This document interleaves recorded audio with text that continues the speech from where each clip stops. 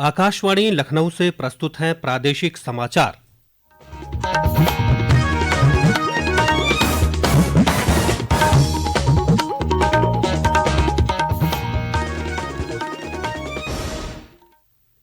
मुख्य समाचार। मुख्यमंत्री योगी आदित्यनाथ ने गोरखपुर विश्वविद्यालय में विद्यार्थियों को दिए प्रमाण पत्र। कहा, सरकार उद्योग लगाने के साथ दे रही है रोजगार की भी गारंटी। उप मुख्यमंत्री ब्रजेश पाठक ने एसजीपीजीआई में क्षय रोगियों को बांटी पोषण पोटली। कहा, प्रधानमंत्री भारत को बनाना चाहते हैं टीबी मुक्त। केंद्रीय वित्त राज्य मंत्री पंकज चौधरी ने महाराजगंज में स्वच्छता ही सेवा कार्यक्रम के तहत श्रमदान कर दिलाई स्वच्छता शपथ। और लोकसभा में नेता प्रतिपक्ष राहुल गांधी पर सिखों के खिलाफ बयान को लेकर वाराणसी में मुकदमा दर्ज। कई जिलों में हुआ विरोध प्रदर्शन।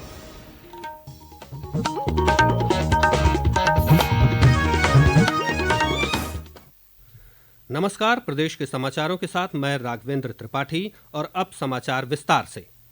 मुख्यमंत्री योगी आदित्यनाथ ने आज दीनदयाल उपाध्याय गोरखपुर विश्वविद्यालय में बीटेक के छात्र छात्राओं को प्रमाण पत्र वितरित किए।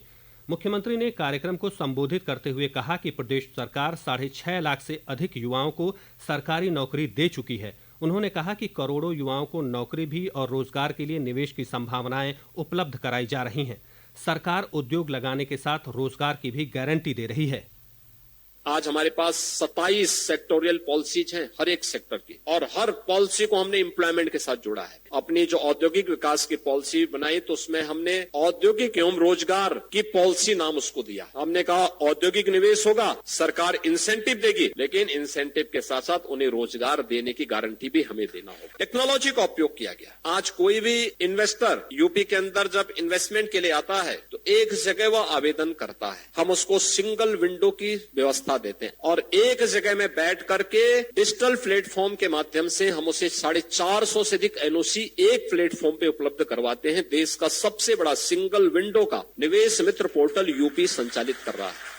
मुख्यमंत्री योगी आदित्यनाथ ने कहा कि जातीय विभेद, छुआछूत, अस्पृश्यता के कारण जब तक सामाजिक एकजुटता का अभाव रहेगा तब तक राष्ट्रीय एकता को चुनौती मिलती रहेगी। इसीलिए भारत की मार्गदर्शक संत परंपरा ने समाज को जोड़ने का संदेश दिया है।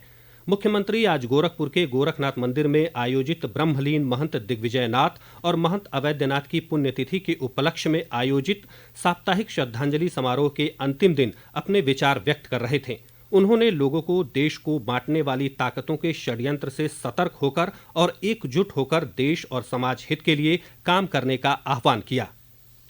नरेंद्र मोदी सरकार ने अपने ऐतिहासिक तीसरे कार्यकाल के 100 दिन पूरे कर लिए हैं। इस दौरान केंद्र सरकार ने बुनियादी ढांचे, किसानों, मध्यम वर्ग, महिलाओं और युवाओं के लिए 15 लाख करोड़ रुपए की परियोजनाएं शुरू की हैं।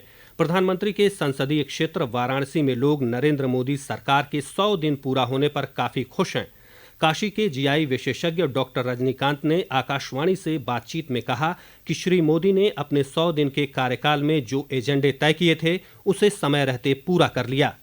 100 दिन के एजेंडे में किसान है, शिल्पी है, बुनकर है, महिलाएं हैं और यहाँ तक कि आदिवासी समाज के लोग, अनुसूचित जनजाति के, अनुसूचित जाति के, पिछड़े वर्ग के, दिव्यांग जन हैं, तो उनके लिए जितनी भी योजनाओं को उन्होंने अपने रोड मैप में डाला था, उन रोड मैप को उन्होंने 100 दिन के अंदर में पूरा किया। दूसरी एक जो बहुत बड़ी उपलब्धि है, जो वृद्ध जन थे, 70 वर्ष की आयु के ऊपर के लोग, सबसे अधिक मेडिकल की आवश्यकता उनको होती है, वो जो उन्होंने घोषणा किया था कि हम 100 दिन के अंदर उसको पूरा करेंगे, वो उन्होंने उसको पूरा किया।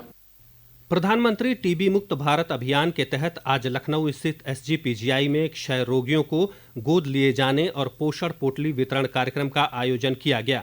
इस अवसर पर उप मुख्यमंत्री ब्रजेश पाठक ने क्षय रोगियों को पोषण पोटली प्रदान की।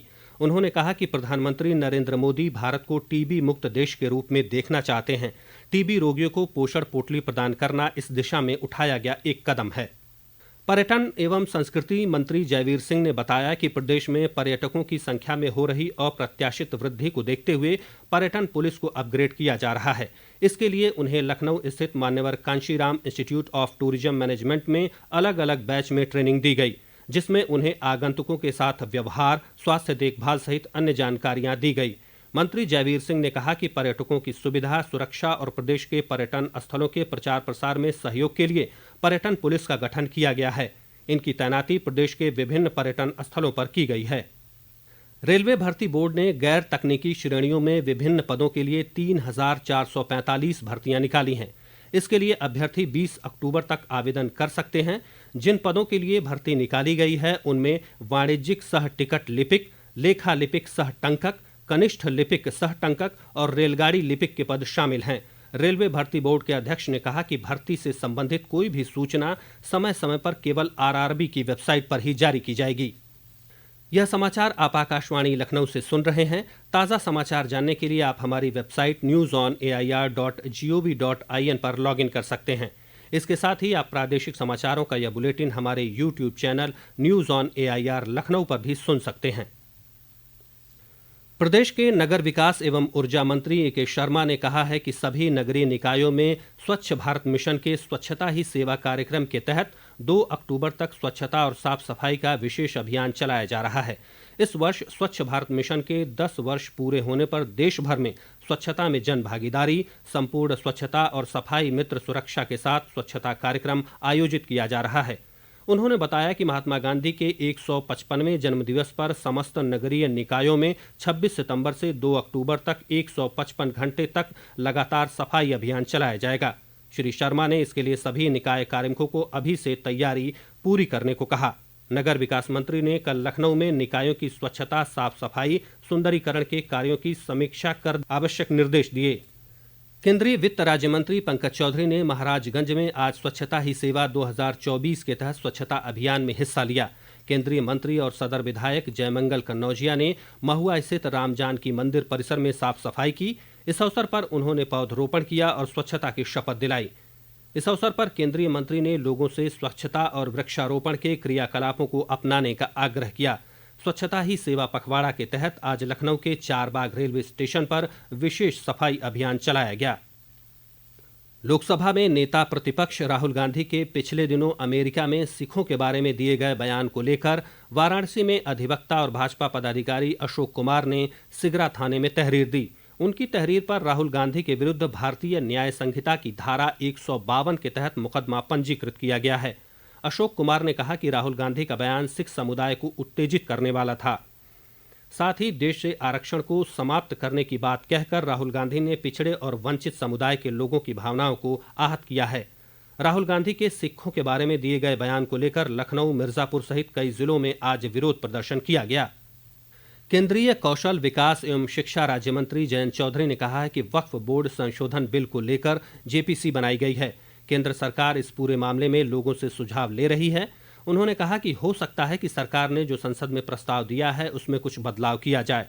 श्री चौधरी आज राष्ट्रीय लोक दल के कार्यालय के उद्घाटन और जवाहर नवोदय विद्यालय में आयोजित कार्यक्रम में शामिल होने शामली पहुंचे थे। इस दौरान श्री चौधरी ने कहा कि किसानों के बकाया गन्ना मूल्य का भुगतान किया जा रहा है।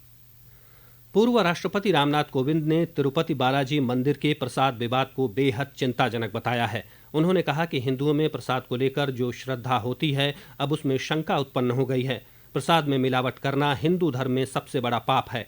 यह एक विचारणीय विषय है। पूर्व राष्ट्रपति कोविंद ने आज वाराणसी के institute of medical sciences BHU के आयुर्वेद संकाय के काय चिकित्सा विभाग की ओर से आयोजित 2 दिवसीय राष्ट्रीय संगोष्ठी के उद्घाटन सत्र को संबोधित किया। उन्होंने गोवंश को प्राचीन काल की तरह जीवन शैली में लाने की जरूरत पर बल दिया। और अंत में मुख्य समाचार एक बार फिर। मुख्यमंत्री योगी आदित्यनाथ ने गोरखपुर विश्वविद्यालय में विद्यार्थियों को दिए प्रमाण पत्र। कहा, सरकार उद्योग लगाने के साथ दे रही है रोजगार की भी गारंटी। उप मुख्यमंत्री ब्रजेश पाठक ने एसजीपीजीआई में क्षय रोगियों को बांटी पोषण पोटली। कहा, प्रधानमंत्री भारत को बनाना चाहते हैं टीबी मुक्त। केंद्रीय वित्त राज्य मंत्री पंकज चौधरी ने महाराजगंज में स्वच्छता ही सेवा कार्यक्रम के तहत श्रमदान कर दिलाई स्वच्छता शपथ। और लोकसभा में नेता प्रतिपक्ष राहुल गांधी पर सिखों के खिलाफ बयान को लेकर वाराणसी में मुकदमा दर्ज, कई जिलों में हुआ विरोध प्रदर्शन। इसी के साथ प्रादेशिक समाचारों का यह बुलेटिन समाप्त होता है। नमस्कार।